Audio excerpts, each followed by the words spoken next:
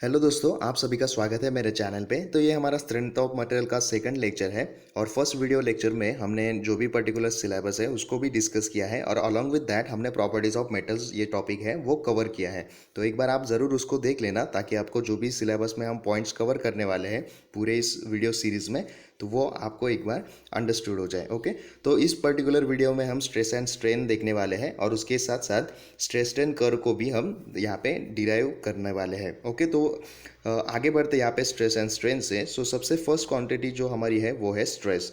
So stress basically होता है it is the resistance which is offer by the body against deformation. Okay, और उसका formulas या mathematical term में इसको कहा जाता है stress is equal to load upon area. Okay, तो बेसिकली स्ट्रेसेस होते ये है कि जब भी किसी बॉडी पे, सपोज ये मेरा स्टील बार है। ओके, तो इस स्टील बार पे अगर मैं यहाँ से फोर्स को अप्लाई कर रहा हूँ तो बिल्कुल इक्वल अपोजिट फोर्स यहाँ पे ये काउंटर इसको करेगा। ओके, ये होता है इसका पर्टिकुलर रेजिस्टेंस, इस टर्म को हम बोलते हैं रेजिस्टेंस। ओके, और जब पर्टिकुलर लोड यहाँ पे इस बॉडी पे आता है और इस लोड को जब ये पर्टिकुलर पॉइंट पे इसको रेजिस्ट करता है तो इस टर्म को हम बोलते हैं उसमें stress. Okay, so it is the resistance which is offer by the body against deformation. तो ये बेसिकली सिंपली यहाँ पे स्ट्रेस होता है। सो स्ट्रेस का जो यूनिट होता है वो है न्यूटन पर एम स्क्वायर। तो अभी कौन से भी टर्म का अगर आपको यूनिट डिराइव करना हो तो उसके लिए बहुत ही बेसिक मेथड हम यूज़ करते हैं। सपोज यहाँ पे हमें बताया कि स्ट्रेस का जो मैथमेटिकल फॉर्म है या फॉर्मूला है वो है लोड अपॉन एरिया। तो लोड जो है वो हम यूजुअली लेते हैं न्यूटन्स में। Okay, and which is divide by area, और एरिया के लिए हम यहाँ पे लेंगे एम स्क्वायर। ओके, तो ये जो यूनिट हो गया न्यूटन पर एम स्क्वायर, तो ये यहाँ पे स्ट्रेस का यूनिट ऐसे हो गया। तो आप सिमिलरली बाकी जो भी आपके टर्म्स होंगे उनका जो भी यूनिट है वो डिराइव कर सकते हो अकॉर्डिंग टू उनकी डेफिनेशन या मैथमेटिकल फॉर्मूलाज। ओके, तो ये था स्ट्रेस। देन नेक्स्ट टर्म हमारी होती है स्ट्रेन। सो डेफिनेशन पहले पढ़ते हैं। So it is deformation per unit length in the direction of load and mathematically strain is equal to change in length to the original length.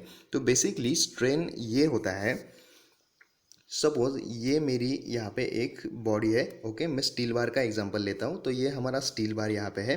तो यहाँ पे strain में होता ये है जैसे कि डेफिनेशन में दिया है deformation per unit length in the direction of load. Okay, तो ये जो पर्टिकुलर स्टील बार है, ओके, इस स्टील बार को मैं सपोज इस डायरेक्शन में लोड लगा रहा हूँ और लोड जो है आप देख सकते हो यहाँ पे आउटर साइड को एक टर्म में और एक्सप्लेन कर देता हूँ आपको। सपोज आपका ये दो यहाँ पे ऑब्जेक्ट्स है।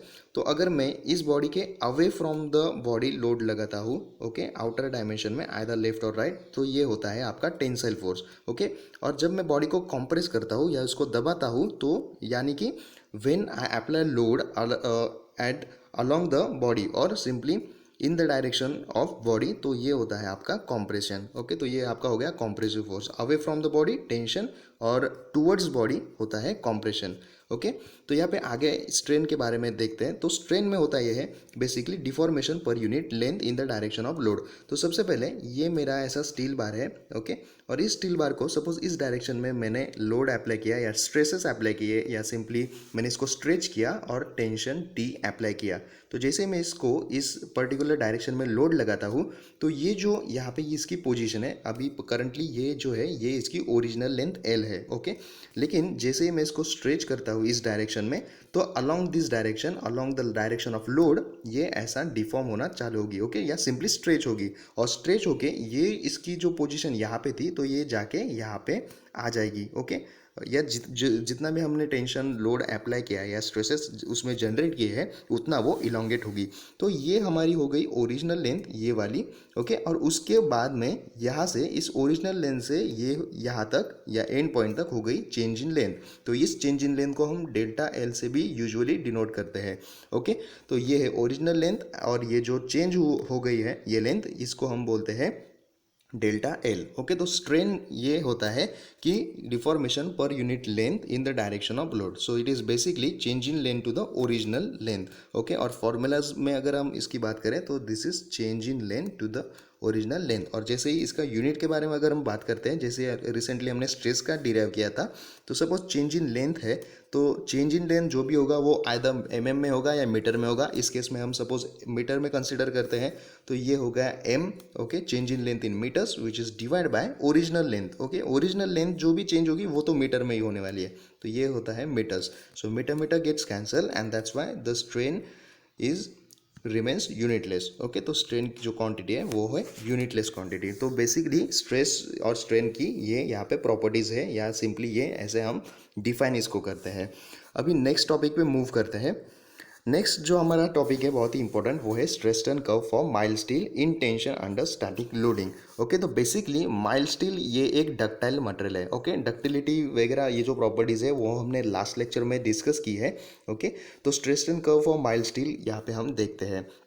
तो बेसिकली यहाँ पे जो ये पर्टिकुलर कर्व है स्ट्रेस स्ट्रेन कर्व में होता ये है, मतलब बहुत ही बेसिक लैंग्वेज में अगर बताना हम चाहे तो हम ये बोल सकते हैं कि सिंपली कितना स्ट्रेस अप्लाई करने पे बॉडी कितना स्ट्रेन होगी। ओके, मतलब कितना लोड आने के बाद बॉडी कितना डिफॉर्म होगी या उसमें चेंज इन लेंथ होगी। ओके, तो ये डिटरमाइन हम करते हैं, और इस केस में हम कर रहे हैं ये माइल्ड स्टील के लिए। तो सबसे पहले हम नोटिफिकेशंस यहाँ पे देखते हैं, या एक बार ग्राफ देखते हैं, फिर बाद में मैं इसको डिटेल में एक्सप्लेन करूंगा। तो यहाँ पे पॉइंट ए यहाँ पे दिख रहा है, तो वो होता है limit of proportionality. Then point B जो होता है elastic limit. Then point C dash वो होता है अपर यील्ड पॉइंट। ओके, ये अपर यील्ड पॉइंट हो गया। उसके बाद जो पॉइंट सी है वो है लोअर यील्ड पॉइंट। उसके बाद डी वो होता है स्ट्रेन हार्डनिंग। ई जो पॉइंट है वो है अल्टीमेट स्ट्रेस पॉइंट या मैक्सिमम स्ट्रेस पॉइंट। और उसके बाद एफ जो है वो है फ्रैक्चर पॉइंट। ओके, तो इसके बारे में हम डिस्कस करेंगे। तो ये बेसिक यहाँ पे डायग्राम हम ऐसे, इसका जो कर्व आता है माइल्ड स्टील का, तो वो ऐसे कुछ दिखता है। ओके, देन नेक्स्ट यहाँ पे देखते हैं। तो इस ग्राफ को थोड़ा सा हम एक्सप्लेन करते हैं। तो सबसे पहले जो इसका पॉइंट होता है, ओके, सपोज अभी ये मैं यहाँ पे एक सेपरेटली इस पर्टिकुलर पॉइंट के लिए ड्रॉ करता हूँ। तो सपोज ये इस अलोंग दिस एक्सिस मेरा है स्ट्रेस, जिसे हम सिग्मा से डिनोट करते हैं, और यहाँ पे है स्ट्रेन, जिसे हम एप्सिलॉन से ऐसे ये ई जैसा यहाँ पे दिखता है, उसे हम एप्सिलॉन बोलते हैं। तो ये होता है स्ट्रेन। ओके, तो स्ट्रेस वर्सेस स्ट्रेन। तो सबसे पहले जो है लिमिट ऑफ प्रोपोर्शनलिटी, तो सबसे पहले पॉइंट एक वहाँ पे ब्रैकेट में लिखा है, उसके बारे में पढ़ते हैं। So it is the stresses at which stress strain curve remains in straight line. Okay, and bracket में लिखा है Hooke's law is valid up to proportional limit. तो बेसिकली आप देख सकते हो कि यहाँ पे जो है लाइन सिंपली ऐसे स्ट्रेट यहाँ पे ड्रॉ हुई है। ओके, ये बस सिंपल एक स्ट्रेट लाइन यहाँ पे ड्रॉ हुई है, और ये पॉइंट है हमारा ओ, दैट इज़ ओरिजिन, और इसके बाद ये पॉइंट आता है ए। तो यहाँ पे बोला गया है इस पर्टिकुलर इसके डिस्क्रिप्शन में कि ये पॉइंट ए जो है, यहाँ तक लाइन जो है वो स्ट्रेट बिहेव करेगी। इसका मतलब ये होता है कि मटेरियल में जब हम मटेरियल को स्ट्रेसेस देना चालू करते हैं, तो पर्टिकुलर स्टेज में या पर्टिकुलर ए पॉइंट तक यहाँ पे वो जो है वो जो बिहेव करता है वो एज अ स्ट्रेट लाइन में बिहेव करता है। ओके, उसमें जो कोई भी इलोंगेशन वगैरह जो भी है वो यहाँ पे स्ट्रेट लाइन में सिंपली ये यहाँ पे डिटरमाइन करता है या शो करता है। ओके, और Hooke's law is valid up to proportional limit.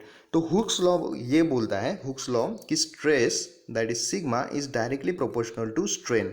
Okay, तो stress directly proportional to strain होता है। इसका मतलब क्या कि अगर मैं डायरेक्टली प्रोपोर्शनल का मीनिंग ये होता है कि स्ट्रेस अगर मैं बढ़ाता हूँ तो डायरेक्टली यहाँ पे स्ट्रेन भी मेरा बढ़ेगा, और ये रिवर्स भी हो सकता है। सपोज मैं स्ट्रेस को कम करता हूँ, ओके, तो स्ट्रेन भी यहाँ पे कम होगा। तो ये मीनिंग होगा यहाँ पे डायरेक्टली प्रोपोर्शनल का, और इन्वर्सली में अपोजिट होता है। मतलब अगर मैं स्ट्रेस बढ़ा रहा हूँ तो स्ट्रेन कम होगा, या आइदर स्ट्रेस को कम कर रहा हूँ तो स्ट्रेन बढ़ेगा। ओके, तो ये बेसिक चीज़ें यहाँ पे स्ट्रेस स्ट्रेन के बारे में थी। उसके बाद हुक्स लॉ अभी अभी हमने देखा। So Hooke's law is valid up to proportional limit, और प्रोपोर्शनल लिमिट जो है वो है point O to A. Okay, तो इसे हम बोलते हैं प्रोपोर्शनलिटी लिमिट। तो जैसे हम स्ट्रेस करते हैं, जैसे कि आप देख सकते हो कि सपोज हम कोई भी बॉडी लेते हैं और उसको अगर हम डिफॉर्म करते हैं, ओके, उस पर स्ट्रेसेस डालते हैं, तो वो डायरेक्टली बेंट नहीं होती, डायरेक्टली वो ब्रेक नहीं होती, तो वो कुछ समय तक वो जो है उसको रेजिस्ट करती है। ओके, और सिंपली स्ट्रेट लाइन में बिहेव करती है। तो ये जो टर्म यहाँ पे होती है उसे हम सिंपली बोलते हैं प्रोपोर्शनलिटी लिमिट। तो जो स्ट्रेस स्ट्रेन कर्व है माइल्ड स्टील को जैसे जैसे हम स्ट्रेस देना चालू करते हैं, तो up two point A, okay, ये ओरिजिन से पॉइंट ए तक जो है ये मटेरियल जो है वो स्ट्रेट लाइन में बिहेव करता है, और उसको हम कहते हैं प्रोपोर्शनलिटी लिमिट। ओके, उसके बाद नेक्स्ट पॉइंट पे यहाँ पे मूव करते हैं। सो नेक्स्ट पॉइंट होता है इलास्टिक लिमिट। तो पॉइंट बी पे आपको एक बार आना है। तो ये देखिए पॉइंट बी पे यहाँ पे आप देख सकते हो ये है इलास्टिक लिमिट। सो सबसे पहले डेफिनेशन पढ़ते हैं। इट इज़, या सिंपली डिस्क्रिप्शन पढ़ते हैं। It is the point up to which material remains और बिहेव्स इलास्टिकली।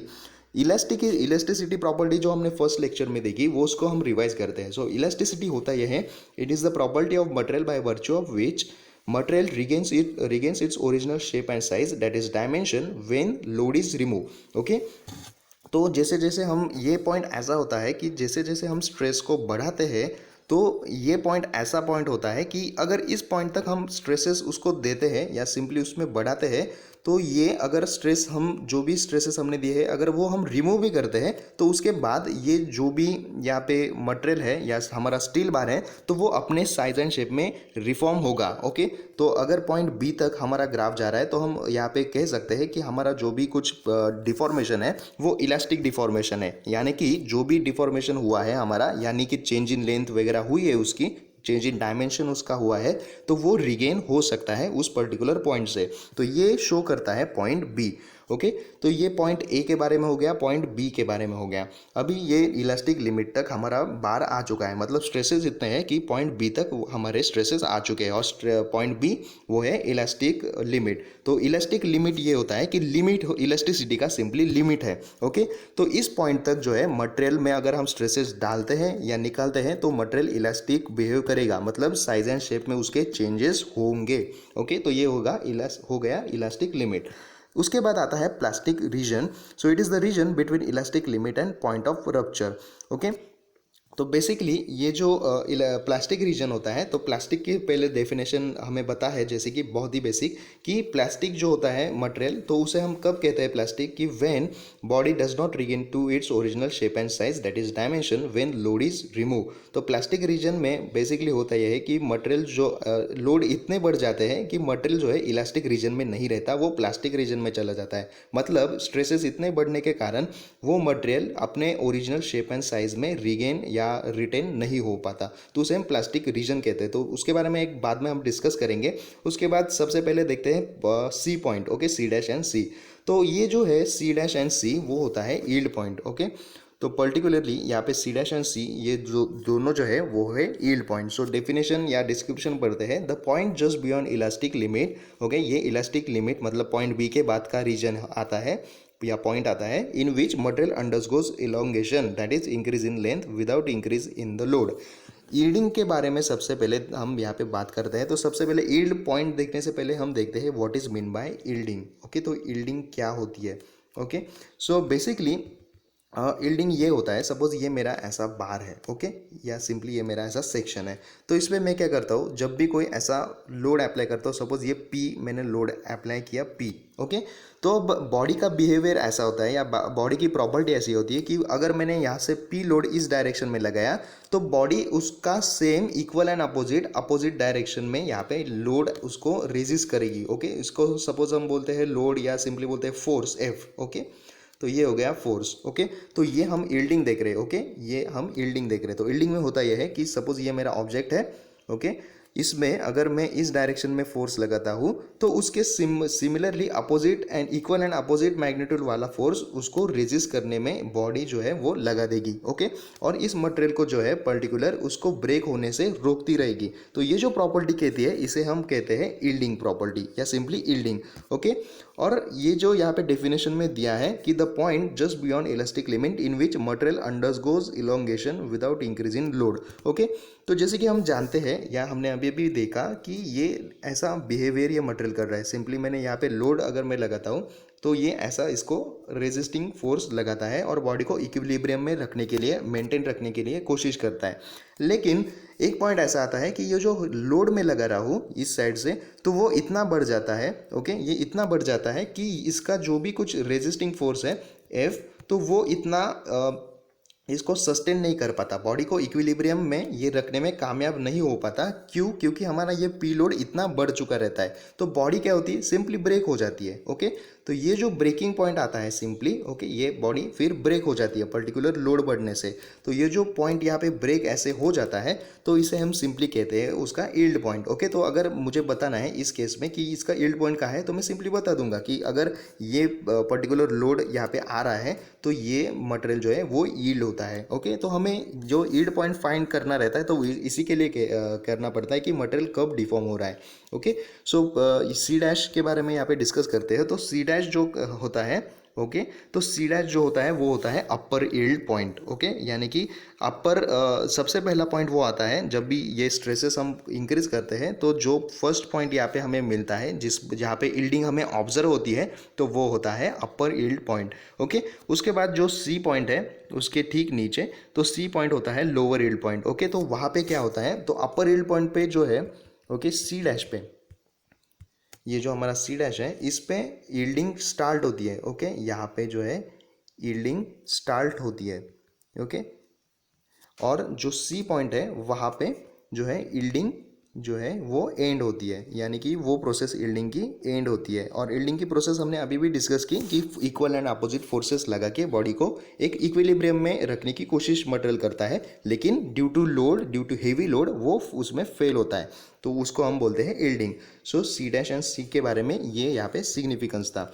ओके, नेक्स्ट यहाँ पे मूव करते हैं, वो है रप्चर स्ट्रेंथ, जो पॉइंट एफ से हम यहाँ पे डिनोट कर रहे हैं। लेकिन उसके पहले एक पॉइंट हमारा मिस हो गया, वो है ई पॉइंट। ओके, तो ई पॉइंट जो है ये वाला, तो ई पॉइंट जो है वो है मैक्सिमम स्ट्रेस पॉइंट या अल्टीमेट स्ट्रेस पॉइंट। तो जैसे कि आपको पता है कि मटेरियल जो है पर्टिकुलर एक स्ट्रेस उसमें इतना आ जाता है या इतना मैक्सिमम वो स्ट्रेस में स्ट्रेस के अंडर आता है कि वो उस पर्टिकुलर मटेरियल का मैक्सिमम स्ट्रेस पॉइंट होता है। ओके, मटेरियल की जो सहने की ताकत होती है तो उसका वो अल्टीमेट स्ट्रेस पॉइंट होता है। ओके, तो उसे हम सिंपली बोलते हैं पॉइंट ई, जैसे कि हमने यहाँ पे पिछले इसमें यहाँ पे देखा, तो ये देखिए E point which is equal to ultimate और मैक्सिमम स्ट्रेस पॉइंट।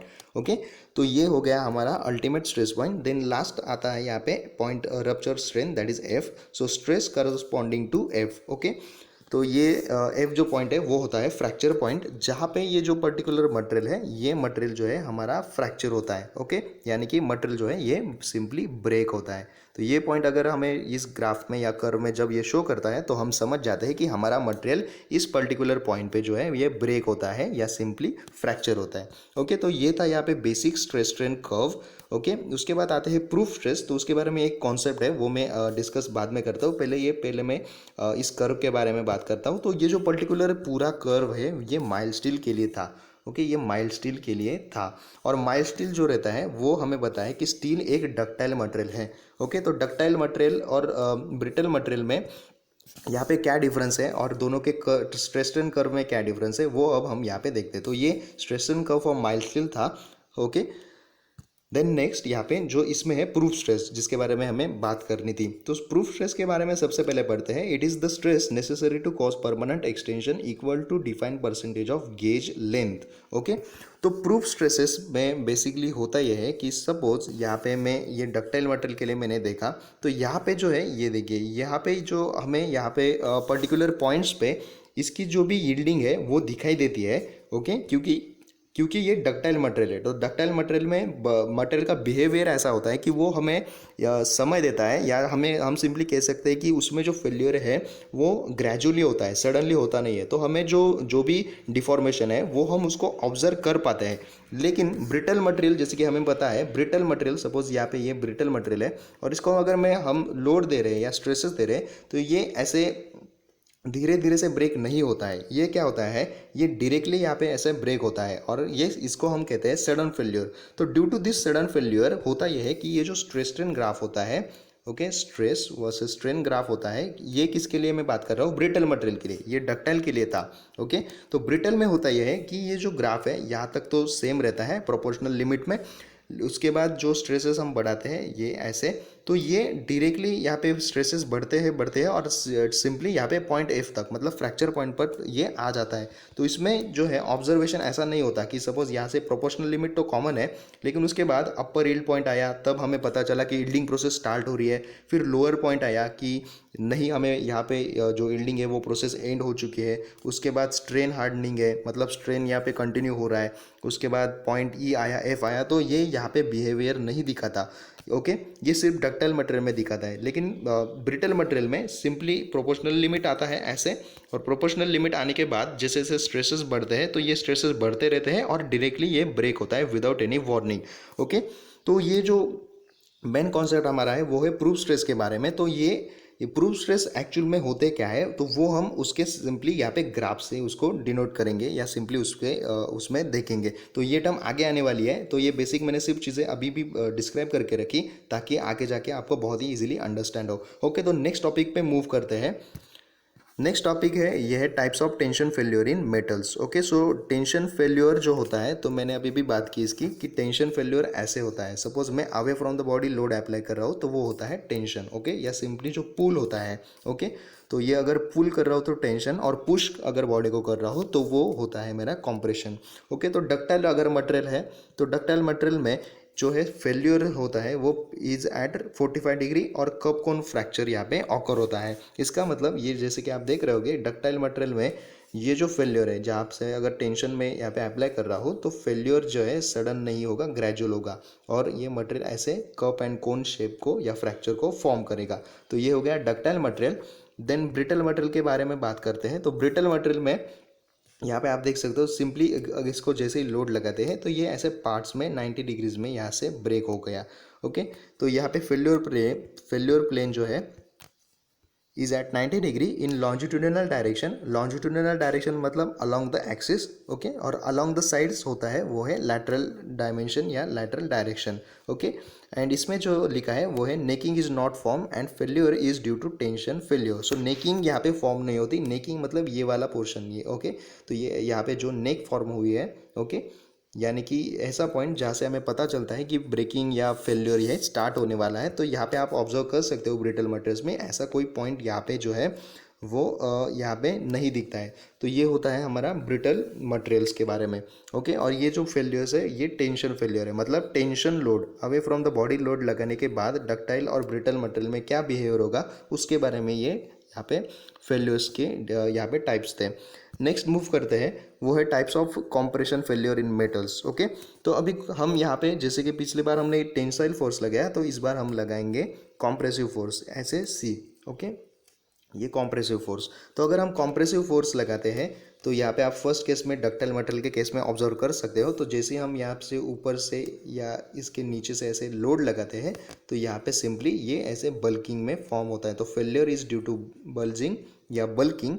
ओके, यहाँ पे डक्टाइल मटेरियल में होता है। और उसके बाद ब्रिटल मटेरियल में क्या होता है कि जैसे ही हम इसको सपोज ये ऐसे हमने मटेरियल को प्लेस किया, यहाँ से इसको लोड्स वगैरह अप्लाई किए तो ये जो फेल होता है तो यहाँ पे ये ऐसे 45 डिग्रीज में यहाँ पे फेल होता है। ओके, तो शेयर फेल्योर यहाँ पे आता है which is at 45 degree to the plane. Okay, तो ये हो गया कॉम्प्रेशन फेल्योर के बारे में। नेक्स्ट यहाँ पे मूव करते हैं stress strain diagram for various type of materials. Okay, तो यहाँ पे ये जो स्ट्रेस स्ट्रेन डायग्राम है फॉर वेरियस मटेरियल, तो जैसे कि प्रूफ ट्रेस की मैं बात कर रहा था तो वो यहाँ पे हमें दिखेंगे। तो अभी ये वाला जो कर्व है, ये फर्स्ट वाला, ये माइल्ड स्टील का, तो ये हमने अभी अभी यहाँ पे एक्सप्लेन किया। लेकिन ये दोनों जो है ये ब्रिटल मटेरियल के यानी कि हाई टेंशन स्टील और हाई यील्ड स्टील उसके बारे में शॉर्टली यहाँ पे डिस्कस करते हैं। बाकी प्रोसीजर सिमिलर ही है लेकिन जो उसमें चेंजेस है वो मैं यहाँ पे बताता हूँ। तो सपोज मैंने डक्टाइल मटेरियल के लिए पिछला ग्राफ निकालना था, ये मैं ब्रिटल मटेरियल के लिए निकालता हूँ। तो सिंपली इस एक्सिस पे मेरा होगा स्ट्रेस और इस एक्सिस पे मेरा होगा स्ट्रेन। ओके, तो मैं अगर ब्रिटल मटेरियल ले रहा हूँ तो सबसे पहले मैं जैसे ही इसको इस पॉइंट ओ से या ओरिजिन से स्ट्रेसेस देना चालू करूँगा, स्ट्रेसेस को इंक्रीज करना चालू करूँगा, तो ये यहाँ से प्रोपोर्शनल लिमिट तक तो कॉमन रहेगा। ओके, जिसके बारे में हमने देखा है। ओके, तो ये एक्सप्लेन करने की ज़रूरत नहीं है। तो O to A जो है प्रोपोर्शनल लिमिट होता है, यानी कि stress is directly proportional to strain. Hooke's law follow होता है, मतलब जितना मैं स्ट्रेस दूंगा उतना ही स्ट्रेन यहाँ पे रहता है, स्ट्रेट लाइन यहाँ पे फॉर्म होती है। लेकिन डक्टाइल मटेरियल में ये देखिए यहाँ पे जो डक्टाइल मटेरियल था उसमें जो है ये ऐसा पॉइंट यहाँ पे ऑकर होते थे, मतलब हमें यील्डिंग का पता चलता था कि हाँ मटेरियल अब यील्ड हो रहा है, मतलब मटेरियल ब्रेक हो रहा है, होना चालू हो रहा है। लोअर यील्ड पॉइंट आता था तो हमें पता चलता था कि मटेरियल जो है ब्रेक नहीं हो रहा है। लेकिन इस मटेरियल में आप देख सकते हो यहाँ पे देखिए डायरेक्टली यहाँ पे प्रोपोर्शनल लिमिट फॉलो करने के बाद सिंपली स्ट्रेस इंक्रीज होता है एंड डायरेक्टली ब्रेकिंग पॉइंट आ जाता है। ओके, इसका मतलब ये जो है यील्डिंग को शो नहीं करता। तो ये पॉइंट प्रोपोर्शनल लिमिट हो गया। फिर से हम स्ट्रेस को बढ़ाने लगते हैं और बढ़ाते बढ़ाते डायरेक्टली यहाँ पे विदाउट यील्डिंग को शो किए या विदाउट वार्निंग दिए हमें डायरेक्टली फ्रैक्चर पॉइंट मिलता है। ओके, तो ये जो केस ऑकर होती है तो यहाँ पे यील्डिंग हम ऑब्जर्व नहीं कर पाते। ओके, तो बेसिकली ये जो ब्रिटल मटेरियल है यहाँ पे हम यील्डिंग को ऑब्जर्व नहीं कर पाते। सो यील्डिंग को हम यहाँ पे ऑब्जर्व नहीं कर पाते हैं। तो इसे ऑब्जर्व करने के लिए जो मेथड हम यूज़ करते हैं तो उसे हम कहते हैं प्रूफ स्ट्रेस। ओके, या सिंपली हम यहाँ पे इस पे प्रूफ स्ट्रेस अप्लाई करते हैं, और वो जो प्रूफ स्ट्रेस हम अप्लाई करते हैं तो वो हम बाय मेथड ऑफ ऑफसेट से करते हैं। ओके, तो मेथड ऑफ ऑफसेट से हम इसको मेथड ऑफ ऑफसेट यहाँ पे हम यूज़ करते हैं, और जो भी हम यहाँ पे प्रूफ स्ट्रेस लेते हैं तो वो होते हैं 0.2%। ओके, 0.2% जो है प्रूफ स्ट्रेस हम लेते हैं। तो 0.2% दैट इज़ हम इसको 0.002, ओके, ये इसकी वैल्यू होगी। तो इतने यहाँ पे स्ट्रेसेस अप्लाई करते हैं। तो हम एक बार उसके बारे में डिस्कस करते हैं कि वो एग्जैक्टली ग्राफ या कर्व हम कैसे प्लॉट करते हैं। तो सपोज फिर से मैं ड्रॉ करता हूँ, ये मेरा स्ट्रेस है और यहाँ पे मेरा स्ट्रेन है। उसके बाद प्रोपोर्शनल लिमिट तो कॉमन ही है, जैसे डक्टाइल और ब्रिटल दोनों के लिए। उसके बाद ब्रिटल मटेरियल्स में जैसे जैसे मैं स्ट्रेस बढ़ाता हूँ डायरेक्टली यहाँ पे फेल्योर आता है। जैसे जैसे स्ट्रेस बढ़ता है यहाँ पे स्ट्रेसेस बढ़ना चालू होते हैं, और एक समय पे यहाँ पे डायरेक्टली फेल्योर आ जाता है। ओके, तो अभी यहाँ पे मैं यील्डिंग को ऑब्जर्व करने के लिए, जैसे हमने अभी भी डिस्कस किया कि प्रूफ स्ट्रेस में देता हूँ और वो देता हूँ 0.2%। तो मैं क्या करता हूँ, यहाँ से 0.2% डिस्टेंस पे, ओके, या 0.2% पे यहाँ पे उसको स्ट्रेस देता हूँ, और यहाँ से जो ये लाइन, ये जो पॉइंट मुझे मिला ये वाला, तो ये होता है 0.2% पे, या सिंपली 0.002 पे। ओके, तो ये 0.2% पे जो है मैंने ये पॉइंट मार्क किया, और ये वाली जो प्रोपोर्शनल लिमिट की लाइन है उसको जो पैरेलल रखे एक मैंने पॉइंट ड्रॉ किया, और ये जो पॉइंट मैं ड्रॉ करता हूँ ऐसे, ये कहीं पे यहाँ पे इसको इंटरसेक्ट करता है, और ये जो इंटरसेक्ट करता है, ओके, ये पॉइंट जो है ये यहाँ पे इंटरसेक्ट करता है, और यहाँ से जो भी हमें यहाँ पे स्ट्रेस मिलता है अलोंग दिस एक्सिस, तो उसे हम इसका यील्ड स्ट्रेस मानते हैं। ओके, तो ये होता है हमारा yield stress for brittle material. Okay, तो ये हमारा यील्ड स्ट्रेस यहाँ पे हो गया। लेकिन जैसे कि बात हमने फिर से डिफरेंशिएट करना है, क्योंकि बहुत सा कन्फ्यूजन इसमें हो सकता है कि ब्रिटल मटेरियल और डक्टाइल मटेरियल के केस में। तो सिंपल आपको एक ही चीज़ ध्यान में रखनी है कि माइल्ड स्टील में जो होता है यहाँ पे यील्डिंग पॉइंट शो होता है, लेकिन ये जो दोनों है high tensile steel and high yield steel, okay, ये दोनों ब्रिटल मटेरियल है, तो इसमें आप देख सकते हो यहाँ पे यील्डिंग जो है शो नहीं करती है। ओके, तो बेसिकली इसके लिए हम जो है प्रूफ स्ट्रेस यहाँ पे अप्लाई करते हैं, और वो by the method of offset हम यहाँ पे ड्रॉ करते हैं। तो इसके बारे में हमने अभी डिस्कस किया है। ओके, तो ये बेसिकली यहाँ पे स्ट्रेस स्ट्रेन डायग्राम होती है for various type of materials. Okay, और बाकी के टाइप जो मटेरियल है जैसे कि यहाँ पे दिख रहा है वुड, कंक्रीट, रबर, ओके, तो उसके लिए यहाँ पे ऐसे सिंपली यहाँ पे ग्राफ्स रहते हैं या कर्व्स यहाँ पे फॉर्म होते हैं। Okay, then ductile materials and brittle material को डिफरेंशिएट करने के लिए इलास्टिक स्ट्रेन, डक्टाइल मटेरियल के लिए जो इलास्टिक स्ट्रेन है विच स्ट्रेन ये ग्रेटर देन 5% होता है। यानी कि जो भी ये वाला स्ट्रेन है, ओके, तो ये जो स्ट्रेन अगर आपका ग्रेटर देन 5% अगर आता है तो हम इसको डक्टाइल मटेरियल बोलते हैं, और अगर ये लेस देन 5% अगर आता है तो इसे हम यहाँ पे सिंपली ब्रिटल मटेरियल यहाँ पे उसको बोलते हैं। ओके, तो ये बेसिक यहाँ पे स्ट्रेस स्ट्रेन डायग्राम के बारे में था। उसके बाद नेक्स्ट टॉपिक पे मूव करते हैं। So this is behaviour of various materials, तो ये भी स्ट्रेस स्ट्रेन कर्व का ही एक टाइप है यहाँ पे। ओके, तो यहाँ पे आप मटेरियल के बिहेवियर को ऑब्जर्व कर सकते हो। ये जो है एमसीक्यू पॉइंट ऑफ व्यू के लिए बहुत इंपॉर्टेंट है कि बहुत बार ऐसा पूछा गया है कि ये जो है इनमें से कोई भी 4 आपको ऑप्शंस यहाँ पे दिए जाते हैं, और उसमें ये पर्टिकुलर जो ग्राफ है या कर्व है या लाइंस है, ओके, तो ये ग्राफ या जो भी कुछ है ये कैसे किस पर्टिकुलर यहाँ पे स्टेट के लिए। तो लीनियर इलास्टिक अगर आपका मटेरियल होगा तो ये देखिए बिहेवियर जो है वो लीनियर होगा। ओके, उसके बाद इलास्टोप्लास्टिक मतलब इलास्टिक प्लस प्लास्टिक का कॉम्बिनेशन होगा, तो कुछ ऐसा आपका ये ग्राफ दिखेगा। देन परमानेंटली परफेक्टली प्लास्टिक होगा, तो ये देखिए परफेक्टली प्लास्टिक के लिए ऐसी सिर्फ हॉरिजॉन्टल लाइन होगी। तो ये स्टैंडर्ड केसेस हम डिस्कस कर रहे हैं। उसके बाद इलास्टोप्लास्टिक विथ स्ट्रेन हार्डनिंग के लिए ऐसा यहाँ पे ग्राफ होगा।